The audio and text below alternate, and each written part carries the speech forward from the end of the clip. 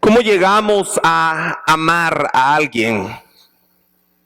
¿Acaso no es cierto que primero nos sentimos atraídos a esa persona? A cierta persona, y luego procuramos conocer a esta persona. Y cuando llegamos a conocerla o conocerlo, como diría un hermano que había aquí antes, nos decepcionamos. Ajá. O nos enamoramos y se terminan casando. Ajá. Es que yo lo amo. Mamita, si usted ni lo conoce. Ajá. Es que yo la amo. Vos, Iván, no entendés, yo la amo. Cuando sentás el tufo de los cuches, ahí vamos a ver dónde queda tu amor. No es lo mismo ser atraído por alguien que amar a alguien. No es lo mismo. Solo cuando conocemos a la persona podemos decir, yo la amo, yo lo amo. Porque mira, mi hija, ese hombre va a roncar como una bestia. No te va a dejar dormir. No sé si él hace ejercicio. Ay, mamita. Por favor. No, es que viera, ella es bien independiente. La primera noche va llorando con la mamá. Según vos, ella va a estar en tu casa esperándote. Sí, pues. Ya está metida con la nana. Cuando uno la conoce, lo conoce, entonces puede decir que lo ama. No se puede amar a alguien si no se le conoce. Jóvenes, hablemos bien español. Diga, ese muchacho a mí me atrae. Yo pienso que es un muchacho bien parecido. Esa muchacha es bien parecida, es simpática. Vaya. Pero diga, la amo. Ajá, no. Esto también es cierto para nuestra relación con Jesús, con Dios y con el Espíritu Santo. Es igual. Ay, ese hermano Iván, ¿cómo dice esas cosas? Es que no lo digo yo, lo dice la Biblia. Eso está en la Biblia. Lamentablemente muchos de nosotros estamos allí, nos sentimos atraídos a Jesús, su mensaje, los memes que ponen en Facebook, ¿verdad? Los memes cristianos y las imágenes tan bonitas, tan fácil que es darle compartir. Jesús está conmigo, no tengo temor. Compartir. Y nos acercamos a la orilla, pero no llegamos a conocer a Jesús. Nos gusta, nos atrae, pero no lo conocemos.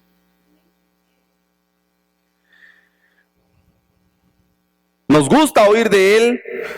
Todos creen en Jesús. Pregúntele a cualquiera. Hasta los mareros, asesinos, sicarios. Todos creen en Jesús. Pero pocos le conocen. Y yo te pregunto a ti, hermano, hermana, ¿tú qué conoces de Jesús? ¿Usted conoce a Jesús? ¿O ha oído de Jesús? Es como Jimmy Morales. Todos sabemos que Jimmy Morales existe, pero nadie lo conoce. Ajá. Jimmy Morales es real, sí, pero usted no lo conoce. Así, muchas personas dicen saber de Jesús, pero no lo conocen. No piense que yo me levanté con el pie izquierdo y me propuse hoy venir a regañarlo, acusarlo. No. Le dije al Señor claramente que yo le iba a hablar con respeto a su iglesia. ¿A quién le va a gustar que alguien le llegue a hablar feo a su mujer, verdad? No, yo le hablo con respeto. Eso no es mi trabajo. Pero la verdad, este conocer y este amar es lo mismo en la Biblia. Iván y usted pues, están como muy jalados eso. No, ahí está en la Biblia. Fíjese, Jesús dijo, muchos me dirán en aquel día cuando Él regrese, Señor, Señor, ¿no profetizamos en tu nombre? ¿En tu nombre echamos fuera demonios? ¿Y en tu nombre hicimos muchos milagros? Y entonces les declararé, ¿qué dice? Nunca los conocí. Ajá. ¿Cómo es posible que Jesús no conozca a alguien? Es posible, porque ahí dice, yo no te conozco. Sé que existís, ahí te veo, pero no te conozco. Y así dice la Biblia una y otra vez, desde el principio. A tus papás conocí, a ti te escogí, a ti te conozco, te llamé por nombre. Hay gente que el Señor le va a decir, yo no te conozco. Bien, si yo predicaba, hasta me grabaron, en YouTube salía. Sí, pero no te conozco. Amigo, amiga, hermano, hermana, esté segura y esté seguro que usted conoce al Jesús verdadero y que Jesús lo conoce a usted. ¿Y cómo le hago, Iván? Presentémonos delante de Él. En la iglesia, no, en la iglesia no. Cuando nadie lo mire, dígale, Señor Jesús, aquí estoy. Mírame, aquí estoy. Yo estoy listo para escucharlos, dice el Señor. Ya ve usted que el problema no es creer en Jesús, todos creen, pero pocos le conocen. Así que conocer al Señor es el problema. Esa es la meta del caminar en Cristo. Usted me dice, mire Iván, yo tengo 15 años de estar acá. Pues yo lo felicito, pero la pregunta es, ¿usted conoce de Jesús? 15, 20 años aquí sentado. ¿Y usted conoce de Jesús? ¿Y qué pasa si le hiciéramos un examen de la Biblia? ¿Cómo saldríamos?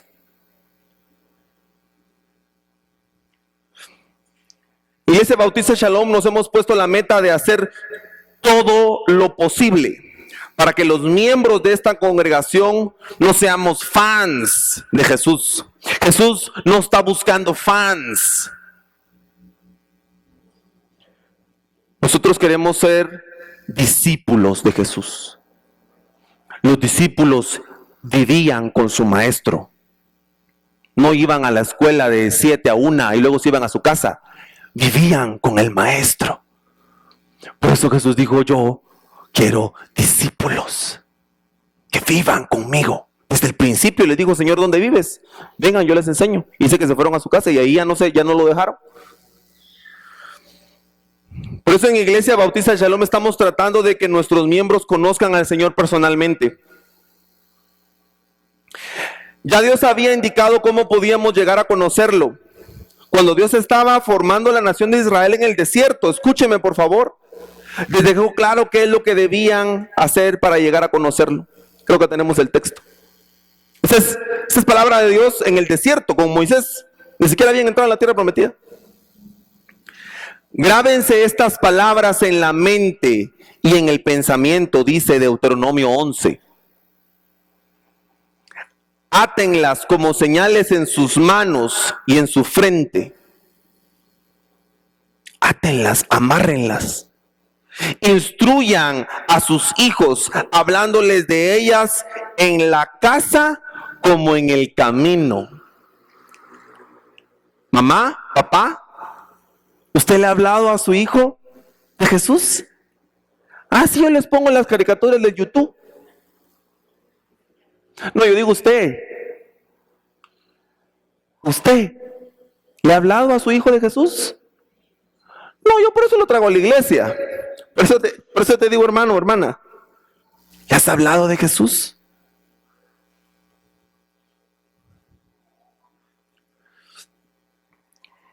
Y cuando se acuesten y cuando se levanten, escríbenlas en los postes, en las puertas de tu casa, para que su vida y la vida de sus hijos en la tierra que el Señor prometió dar a sus antepasados sea tan larga como la existencia del cielo sobre la tierra. Ese es el primer proceso educativo que tenemos registrado. Esto es muy... Ya Dios estaba dando las primeras lecciones de la pedagogía y la educación. Cuando ustedes estudian pedagogía, hay muchos aquí que son profesores de enseñanza media, lo primero que te dicen es que es Sócrates y Platón, ¿verdad? Mentira, ahí está, el Señor lo hizo primero. El Señor les dejó todo un sistema de enseñanza y estrategia para que aprendieran la palabra, para que la memorizaran. La palabra además tendría la promesa de prosperarlos. Así que desde el tiempo de Moisés ya Dios estaba indicando sus mandamientos, sus instrucciones. La Biblia debía ser leída, estudiada y memorizada en las casas, en la familia. ¿Usted quiere recuperar la autoridad en su casa? ¿Usted quiere ser el hombre de su casa? Abra su Biblia y dígale a su esposa: mija, sentate, vamos a leer la Biblia. Sea el sacerdote de su casa. Esto es a lo que Dios nos está llamando. Hermano, hermana, esposa, hermana que me escuchas, siga el liderazgo de su marido y dígale: ¿cómo no, mijo? No tengas pena. ¿Qué vamos a leer hoy? Y no venimos al Señor para acusarnos y decir: es que vos en el año 1900 y que vos en el... ¿Te recordás? Y ahora venís a leer la Biblia. Hágalo por sus hijos. Abra la Biblia y léala. No podemos llegar a conocer a Jesús viniendo cada domingo a sentarnos una hora a escuchar la prédica. Por favor, no vaya luego a decir: es que el hermano Iván dijo que ya no fuéramos a la iglesia. No, yo no estoy diciendo eso. Esto es importante. Dios dijo que nos congregáramos. Tan importante como que usted lea la Biblia en su casa y la estudie.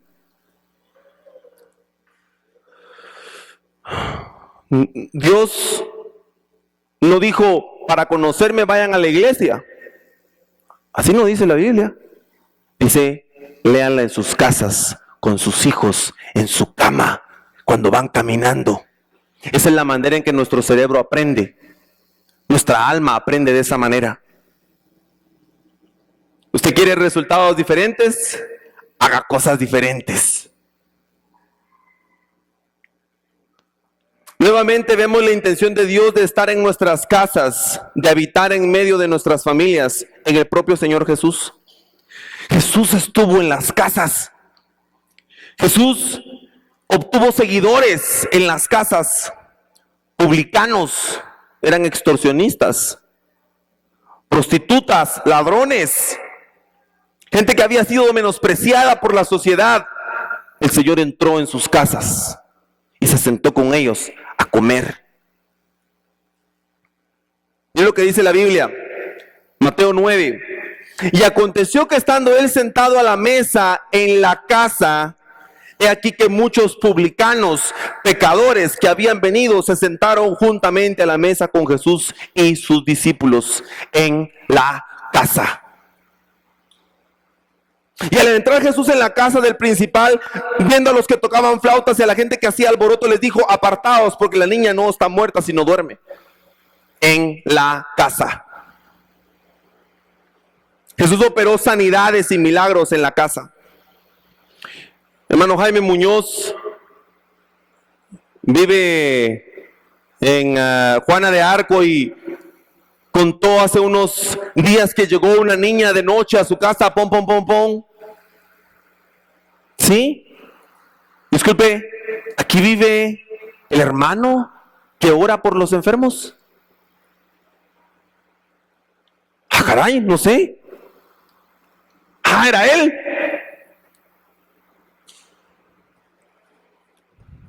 Y fue a orar por la hermana. Dios ha obrado milagros en la vida del hermano Jaime.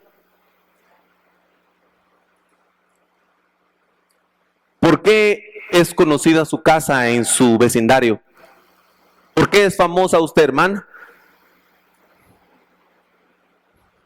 Porque ahí hacen un estudio bíblico todos los jueves, hermano, todos lo saben. O por los gritos que usted le hace a su marido. Ay, sí, la señora gritona. Dice que viene a predicar. o cómo se somatan los trastos. Así es famosa su casa.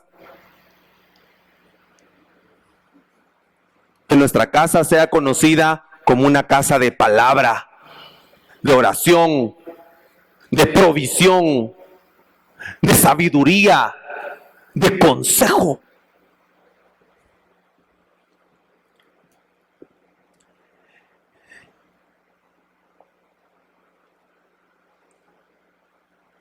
La Santa Cena del Señor, la primera Santa Cena, no se hizo en la iglesia, hermanos. La Santa Cena no se hacía en la iglesia. Se hizo en una casa. Dice la palabra en Mateo: el primer día de la fiesta de los panes sin levadura vinieron los discípulos a Jesús diciéndole: ¿dónde quieres que preparemos para que comas la Pascua? Y él dijo: id a la ciudad a cierto hombre y decidle: el maestro dice, mi tiempo está cerca, en tu casa celebraré la Pascua con mis discípulos. ¿Cómo sería, hermanos, que Dios le dijera: en tu casa quiero alcanzar tu vecindario, en tu casa quiero sanar a tu familia, en tu casa me quiero glorificar? Estamos preparados para recibir a Jesús y decirle: sí, Señor, pasa adelante.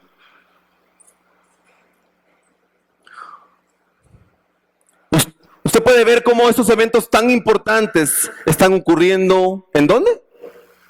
¿En dónde? En las casas. Hermano, hermana, el Espíritu Santo nos fue enviado, no en el templo, no fue en la iglesia. El Espíritu Santo fue derramado, ¿en dónde? En una casa. Fíjese lo que dice la Biblia en Hechos 2. De repente vino del cielo un estruendo, como un viento recio que soplaba, el cual llenó toda la casa donde estaban sentados.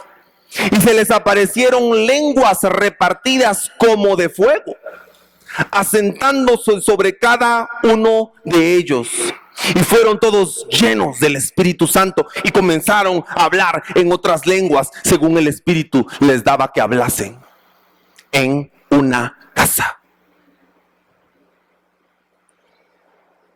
No solo eso, mientras se predicaba el evangelio y más creyentes se agregaban al grupo de los apóstoles, surge el gran problema de cómo discipular a estos miles de creyentes. Hermano, lea su Biblia ahí en Hechos. Dice que Pedro se para a predicar. ¿Y cuántos se convirtieron? 3,000. Ay, ¿qué hace con todos ellos si no sabían nada de Jesús? Y luego predica otra vez y se convirtieron 5,000 personas. ¿Cómo le hacemos? Hay que construir un templo rápido. ¿Cómo? 40 años se tardaban en construir un templo. Y no había un templo para meter 5,000 personas. En las casas. La iglesia esta que conocemos, usted y yo, empezó no en un templo. ¿Empezó en dónde? En las casas. Lea Hechos conmigo, Hechos 2:42. Todos los días en el templo y por las casas no cesaban de enseñar y predicar a Jesucristo. Bien, escuche, yo no sé si a usted le pasa, pero a veces yo entro y pienso cómo yo quisiera que fuera mi iglesia. ¿Nunca ha pensado usted cómo le gustaría que fuera Shalom? ¿Saben cómo me gustaría a mí que fuera? Me gustaría que todo esto estuviera lleno, mire. Lleno. Me gustaría que la gente se parara allá afuera, porque no hay lugar. ¿Nunca ha pensado usted cómo le gustaría esta iglesia, cómo le gustaría que fuera? En un momento del ministerio del Señor Jesús, dice que el Señor Jesús los envió. Y dice que entraban y salían. Iban a predicar. Iban a echar fuera demonios. Y dice la Biblia que estaban todos tan ocupados que ni siquiera podían comer. ¿Se imagina? Aquí ya vengo. Bienvenido, hermano Carlos. Y siéntese a tomar algo. No, ya me tengo que ir a hacer otro estudio bíblico. Y aquí vengo, es que fui a orar por unos enfermos. Siéntese, hermana Marta. No, si ya me tengo que ir a hacer otro discipulado. Tanto, que no podían ni comer. ¿No le gustaría una iglesia así? ¿No le gustaría una iglesia así? Una iglesia que camina, una iglesia que se mueve. ¿Quiere que le diga una cosa? Una iglesia agresiva. El hermano dijo agresiva, sí, agresiva. Porque dice que el reino de los cielos es de los violentos. Así es.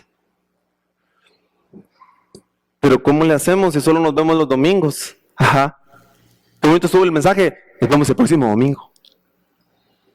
No hacemos nada. Porque cuando el hermano está solo, porque cuando el hermano tiene necesidad, porque cuando el hermano se queda tirado en la calle, no tiene a quien llamar de la iglesia, porque no conoce a nadie. Porque cuando el hermano se pelea con su esposa y se alegan, no tiene a quien llamar, llama a un compadre. Ven a echar unas chelas conmigo, vas a ver si le va a pasar. Porque no nos conocemos. Porque si nos conociéramos, nos llamaríamos y nos diríamos, fíjate que me pasó esto y esto, viejo. No tengas pena, ahorita llego. Oremos. Yo te llego a traer.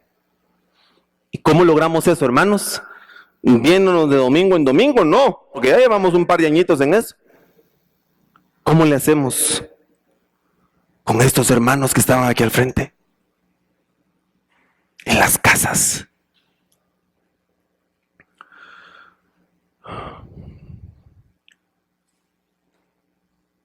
Durante la actividad misionera del apóstol Pablo, la enseñanza de Pablo al principio se hacía en las sinagogas, pero como lo linchaban cada vez que entraba, lo agarraban a pedradas y a palazos.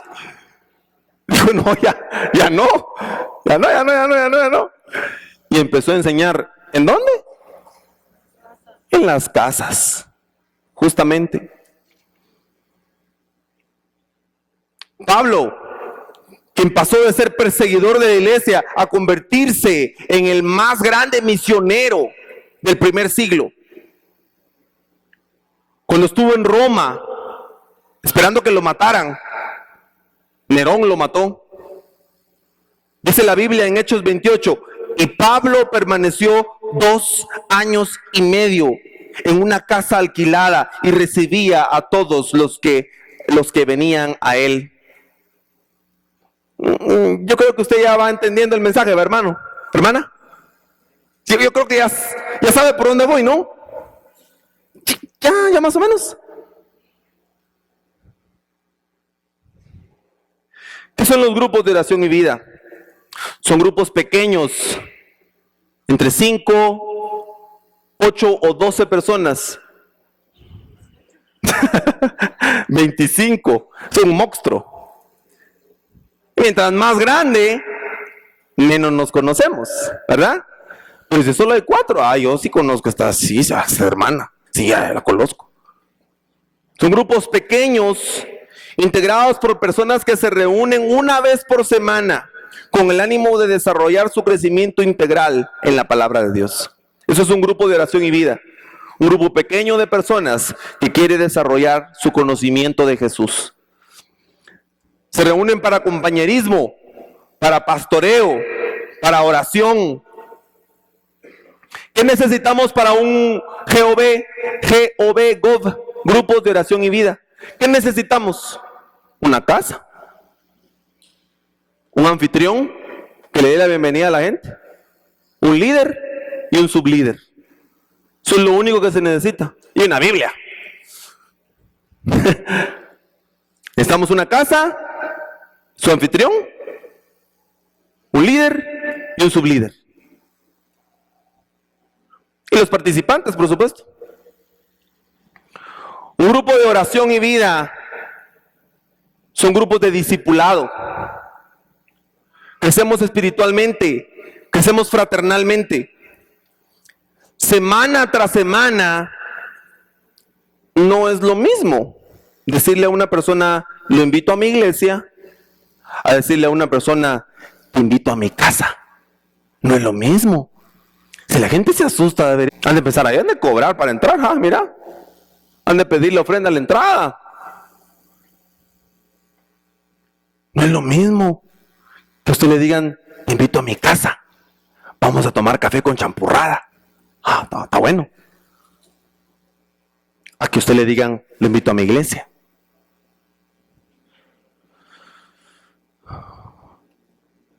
¿Usted quiere que su casa sea casa de bendición? Invite al Señor a su casa. Dice la Biblia en 2 de Samuel capítulo 6. Por 3 meses permaneció el arca del Señor en la casa de Obed-Edom el Geteo. Y bendijo el Señor a Obed-Edom y a toda su casa.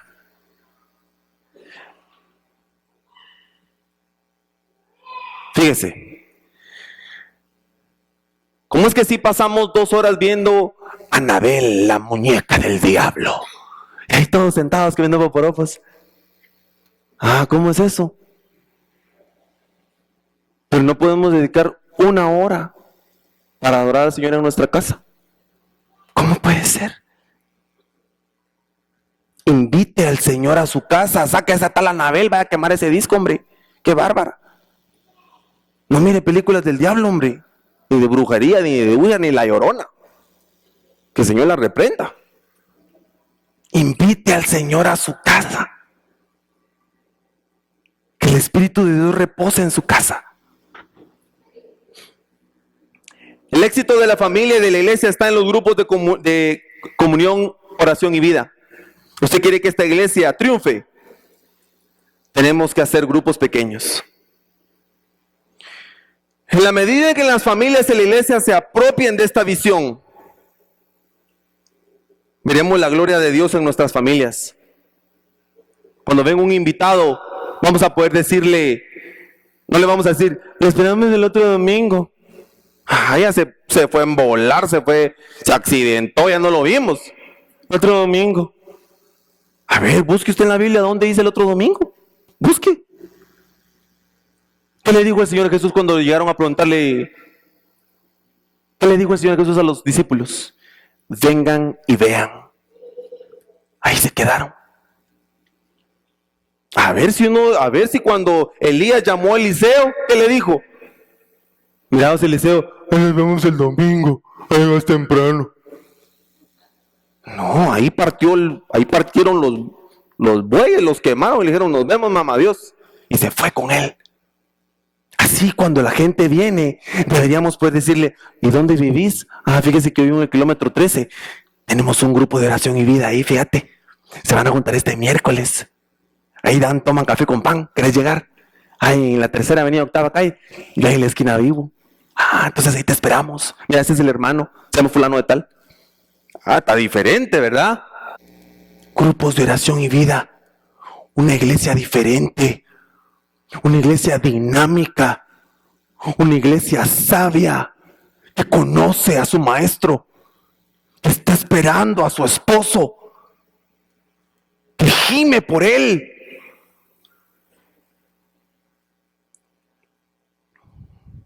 Grupos de oración y vida permiten que nos pastoreemos unos a otros. A ver, dígame usted, ¿a qué hora este señor agarra a visitarlos a todos ustedes? A ver, dígame, ¿a qué hora? A ver, ¿a qué hora? Hermano, si ese muchacho vive en Villanueva, ¿a qué hora va a ir a Villanueva? Lo asaltan unas 3 veces en el camino y otras 3 veces de regreso.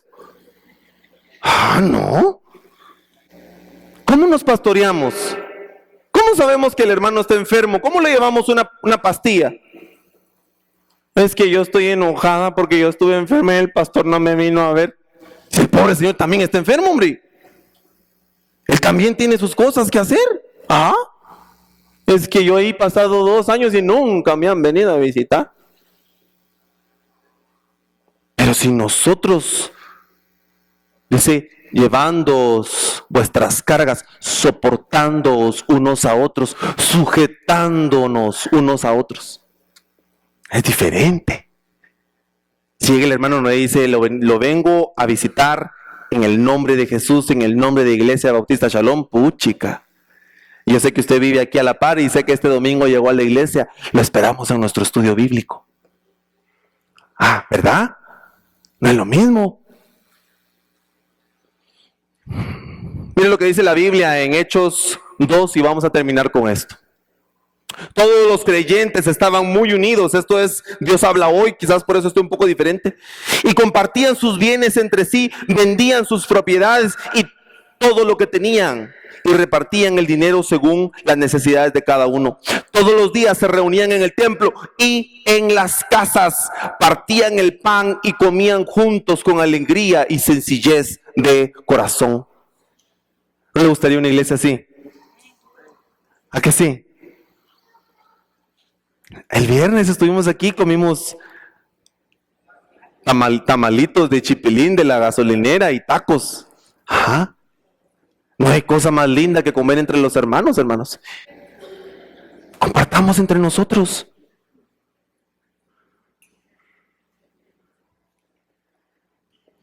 Alababan a Dios y eran estimados por todos. Eran estimados por todos.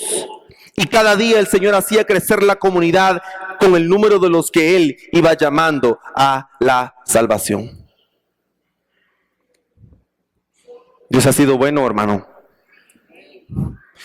Y lo mejor todavía no lo hemos visto. Todavía hay más.